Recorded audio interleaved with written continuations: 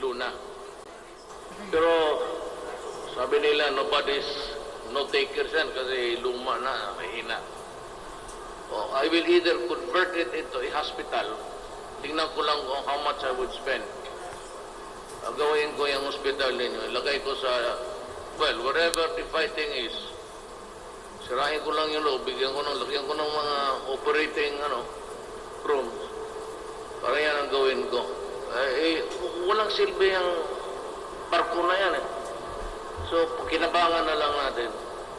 If somebody is willing to sell it, pag ang kita niyan, maasahan ninyo, diretso, I will rebuild the Luna. I'll complete it.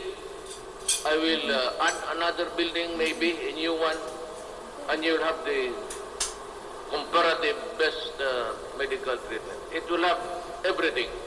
CT scan, at yung mga imaging. I'll spend money.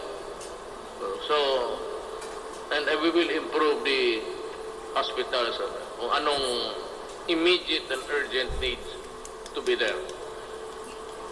Huwag kayong basta inutusan kayo to do a civilian mandate, for example, drugs.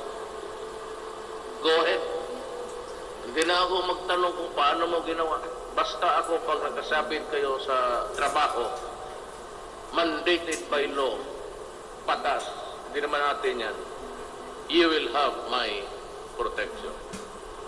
And I said, isa lang tayo. Do not be too extra courteous to me or respectful. Kasi naiilang ako.